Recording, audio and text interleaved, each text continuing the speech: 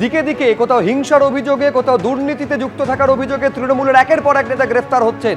এই ছবি হচ্ছে হুগলির গুড়াপের, যেখানে তৃণমূল নেতাকে গ্রেফতার করা হয়েছে 2021-এর ভোট পরবর্তী হিংসায় জড়িত থাকার অভিযোগে।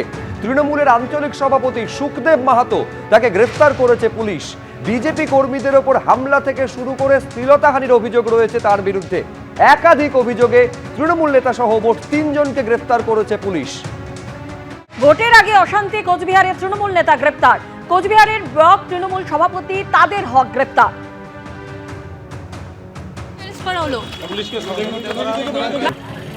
যেমন পাপ করছিস ভাই, শাস্তি পাইতে হবে। একদিকে আপনারা শুনলেন সোনা পাপ্পু কসবার ত্রাস, 8 ঘন্টা হয়ে গেছে, এখনো সিজিও কমপ্লেক্সে তিনি রয়েছেন। আজকে মুখ্যমন্ত্রী শুভেন্দু অধিকারী তিনি বলেছেন সোনা পাপ্পুর নামে 24টি সম্পত্তির হদিশ পাওয়া গেছে।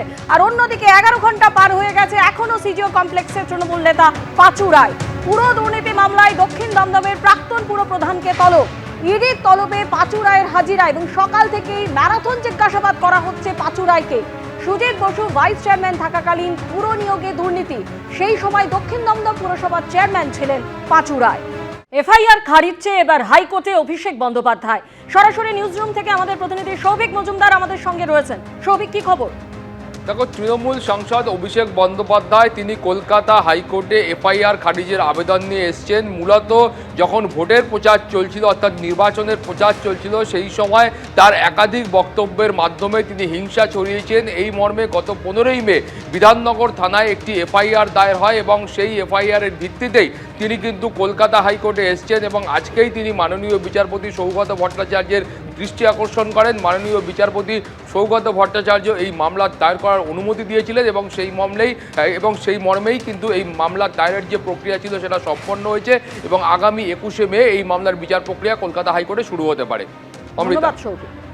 এবার পশ্চিম মেদিনীপুরের ছবি আপনাদের সামনে রেখেছি, যেখানে দুর্নীতি ও তোলাবাজির অভিযোগে গ্রেফতার করা হয়েছে দাসপুরের প্রাক্তন তৃণমূল বিধায়কের ছেলেকে। দাসপুর 1 নম্বর পঞ্চায়েত সমিতির কর্মাধ্যক্ষ কুমারেশ ভূঁইয়া, তাকে গ্রেফতার করেছে পুলিশ। কুমারেশ ভূঁইয়া প্রাক্তন বিধায়ক মমতা ভূঁইয়ার ছেলে। গ্রেফতারির পর তাকে লক্ষ্য করে চোর স্লোগান দিলেন স্থানীয়রা।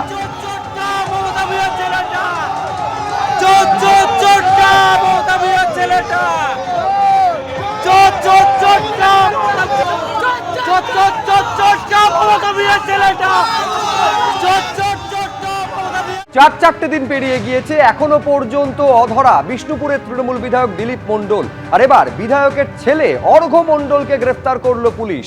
বিধায়কের ছেলের কাছ থেকে মিলেছে আগ্নেয়াস্ত্র, পাওয়া গেছে 4 রাউন্ড কার্তুজ, বাজেয়াপ্ত করা হয়েছে একটি গাড়িও। ডায়মন্ড হারবার এবং রাজ্য পুলিশের স্পেশাল টাস্ক ফোর্সের অভিযানে পাকড়াও বিধায়ক পুত্র। দিলীপ মণ্ডলের ছেলে অর্ঘ্য মণ্ডল সহ মোট 5 জনকে গ্রেফতার করা হয়েছে।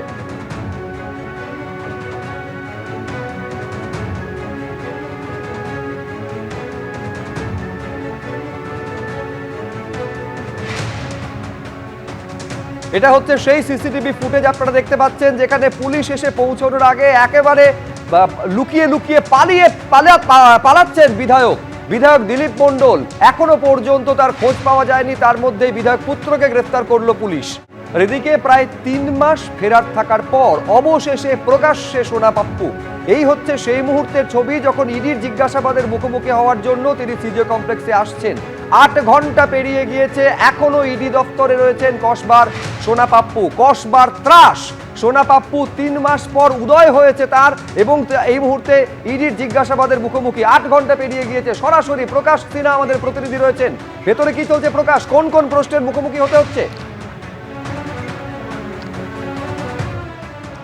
দেখো, দফায় দফায় জিজ্ঞাসাবাদ চলছে। 8 ঘন্টা হয়ে গেছে, 3 দফার জিজ্ঞাসাবাদ ইতিমধ্যেই কিন্তু শেষ হয়েছে। কিন্তু যেটা ইডি সূত্রের খবর বা ইডির আধিকারিকরা দাবি করছেন যে সোনা পাপ্পু সে কিন্তু তথ্য গোপন করছে, তদন্তকারী অফিসারদের বিভ্রান্ত করার চেষ্টা করছে। মূলত ওর কাছ থেকে যখন জানার চেষ্টা করছেন ইডি আধিকারিকরা যে জয়েশ কামদার, তোমার মনে থাকবে তার বাড়িতে অর্থাৎ সোনা পাপ্পুর বাড়িতে যেদিন তল্লাশি অভিযান চালানো হয় সেদিন জয়েশ কামদারের বাড়িতেও তল্লাশি অভিযান চালানো হয়েছিল এবং জয়েশ কামদারের যে ব্যাংক অ্যাকাউন্ট সেখানে কিন্তু সোনা পাপ্পুর সঙ্গে লেনদেনের কথা সামনে এসছে। সেই বিষয় নিয়ে তাকে যখন জিজ্ঞাসাবাদ করা হচ্ছে, ইডি সূত্রের খবর বিভিন্ন ধরনের কিন্তু বিভ্রান্তিকর উত্তর সে দিচ্ছে। এবং তোমাকে বলে দিই, একাধিক প্রভাবশালী যোগ রয়েছে। ইডি আধিকারিকরা যে তারা যেটা মনে করছেন বা তাদের কাছে যে এভিডেন্স রয়েছে সেখানে দেখা যাচ্ছে যে সোনা পাপ্পু তার মাথায় কিন্তু একাধিক প্রভাবশালীদের হাত ছিল, অর্থাৎ প্রোটেকশন পেয়েছিল।